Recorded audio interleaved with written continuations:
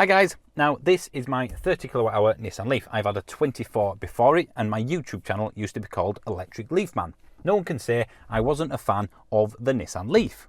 When the 40 kilowatt hour Leaf came out, I thought Nissan had dropped the ball on that one. There's the obvious thermal battery management issues, which hasn't been fixed before anyone comments, in my opinion anyway. All they've done is reduce the tolerances that the engineers put in place for a very good reason, so people can charge for longer, therefore reducing the longevity of the batteries.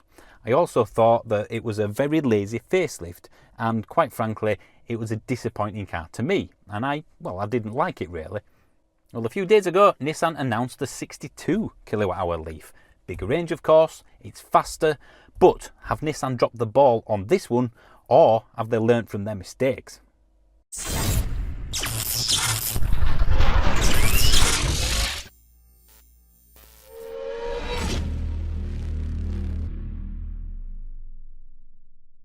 Now the first thing I want to talk about is the price of what is called the Nissan Leaf ePlus. A few keen-eyed people on Twitter spotted this on several dealership websites, which I'm guessing got put up accidentally, and sent it to me, which is very good, so thank you for that. I will put a screenshot on the screen in a second, but basically according to this, and I would say it looks spot on, it is probably subject to change, but the price of the Nissan Leaf 62 kilowatt hour is £36,795. If you put a deposit of £10,761 down, which is a big deposit, you will then have to pay, near as damn it, £500 a month for 60 months to get hold of one of these Nissan Leafs, to get hold of a 62 kilowatt hour Nissan Leaf. Now it might be that price for a very good reason. It's obviously got a much bigger range, it's faster, and it might come with a whole host of new things. Maybe they've spent a fortune developing this over the 40 kilowatt hour Leaf. So let's dig into the specs that Nissan have announced. Obviously no one's driven this car yet, some of it is guesswork, but most of it is from Nissan themselves. Now the interior and exterior of the new Leaf is exactly the same as the 40, which will be sold alongside it. So they haven't changed anything in that respect. And I said at the start of the video that this was basically what I considered a lazy facelift. Basically, they have changed the dashboard at the front, they've changed the front end, the back end. Everything else in the Leaf is basically the same as it was back in 2010 when it was first launched. This door, for example, all of this, the switch gear, the handle, the materials, it's literally exactly the same door in a 2010 Leaf as it is in a 2021 Leaf, because it will be sold then. And I have a problem with a £37,000 car that it's not shared components, I don't mind that, but swathes of the interior and exterior are identical to a car that was sold over 10 years earlier. That I consider not really acceptable. Now I know they're not the only manufacturer to do that, but again, for the car that is like the pinnacle for Nissan, certainly in their EV department, they could have tried a little bit harder. I mean, you probably can't see it on camera, but the gear selector knob, all they've done is made it black compared to what it is now. They could have put some effort in.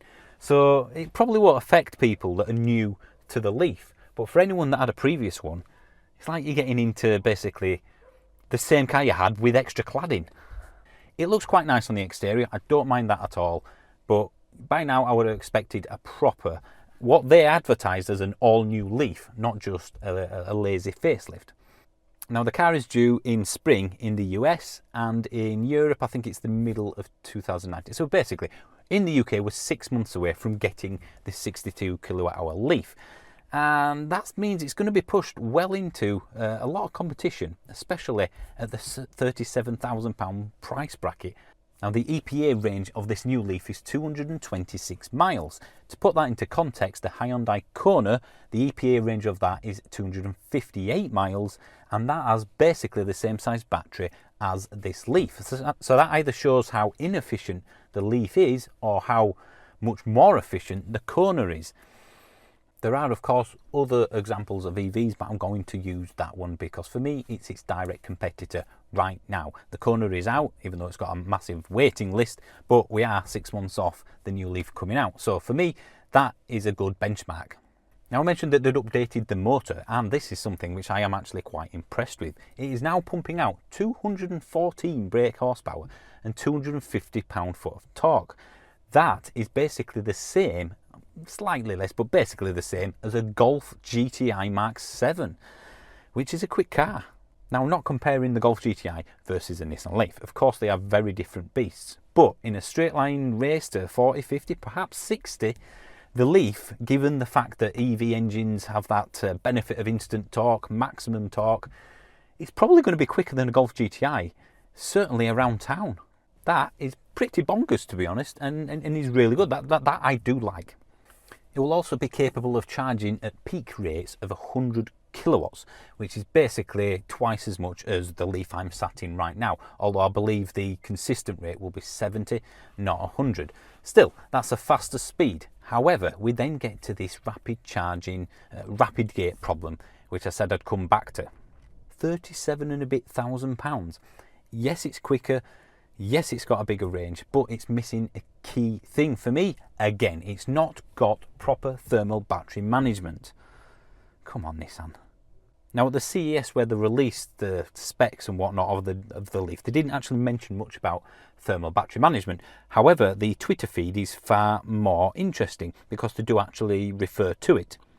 Nissan Electric UK Twitter feed has basically said that while the Leaf ePlus does not include liquid cooling thermal management, an additional fan has been added to help dissipate high temperatures. Our EV specialists are confident these measures will keep temperatures low whilst prolonging the battery life. Now, of course, it's not always about rapid charging. For me, thermal battery management, like in the Hyundai Kona, is about keeping a stable temperature for the battery pack. That doesn't mean when you're charging it keeps it cooler. It means that when it's freezing outside it keeps it warmer.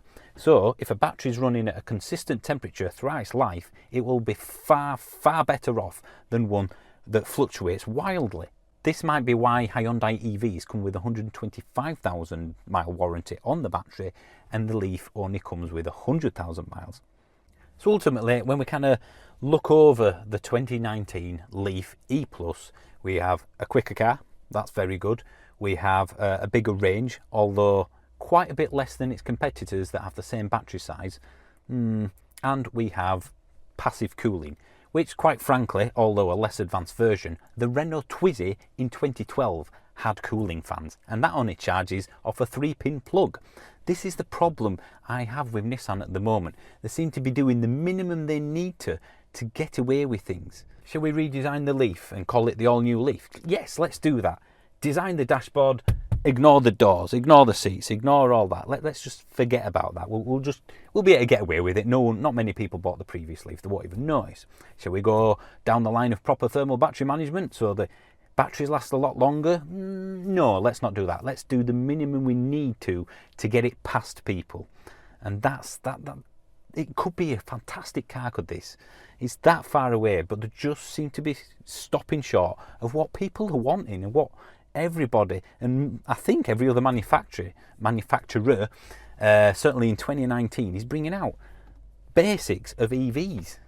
And remember, it's 37 grand. In a year, 18 months, maybe 2 years, when the Tesla Model 3 low battery version comes out, it will be a very close price bracket to the Leaf.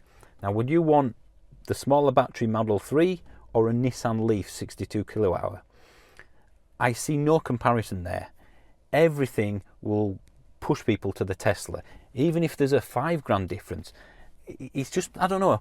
This is a fantastic value car, my 30 kilowatt and the 24 before it, and I do not consider the new one great value. I do not consider Nissan pushing the boundaries of what EVs can do, which is what they did back in 2010-11 when it came out. They've kind of lost the momentum, and it's disappointing. Maybe it is, again, because I'm a current Leaf owner. I just feel flat when seeing this. They could have done brilliantly, and they missed the ball. I mean, my app that basically allows me to put the heater on, so I'm sat inside, I can put the heater on, so my car's nice and toasty and defrosted for when I come out. That hasn't worked for about 2.5 weeks, and it's not due to start working again until the end of this month. I mean, come on, is this a global manufacturing giant? Or is it just an afterthought? It's bugging me. So to summarise, it will probably be very quick. The one thing Nissan do brilliantly is produce them in numbers that make it available. So that will be good. You won't have a massive waiting list, or at least I assume you won't. And most people probably won't be bothered about the thermal battery thing. But again, it's not just about doing long journeys. It's about keeping the battery as healthy as possible for as long as possible. The Hyundai Kona heats the battery up when it's freezing outside. The Ioniq does. Hell, if a Twizy can have battery cooling in 2012, why can this not? Well, sorry, not this. The 2019 state-of-the-art Leaf have proper thermal battery management. It's like, most people won't notice. We can get away with that. Most people won't notice the doors or the seats or the fact that we've just changed the colour of most things or taken the switchgear from the previous Leaf 10 years earlier. Most people won't notice, so therefore we can get away with it. If the price are like 28, 30 grand, I would say, yeah, that makes up for the shortcomings, if you like. So at the 37 grand launch price, personally, I wouldn't go near it with a barge pole. Yes, it will be available. Yes, it'll be quick. It will be a very good EV. Don't get me wrong. It's got flaws, but for the most part, for most people, it'll be a good EV. I just think for that price bracket, there are far better out there. That's my issue. Nissan were at the forefront and now they're just slipping back. So I guess we'll just have to wait and see what the reviews turn out to be. See if it does have any thermal issues or whether it's not a problem and Nissan have found some pixie dust to make it go away. And I hope they do succeed. As I said, I've been a massive fan of Nissan and the Leaf for years. So if I'm saying this, they've done something wrong. At least that's what I think. So again, thank you for watching. Stick in the comments what you think about the 2019 Leaf. Does anything I've mentioned bother you at all? Does the lazy facelift bother you? Does the thermal battery thing bother you? Would you go for another car over the Leaf, or are you quite excited about this?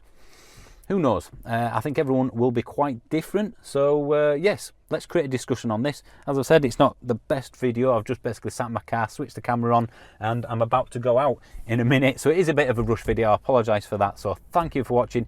Remember to subscribe, and I'll see you soon.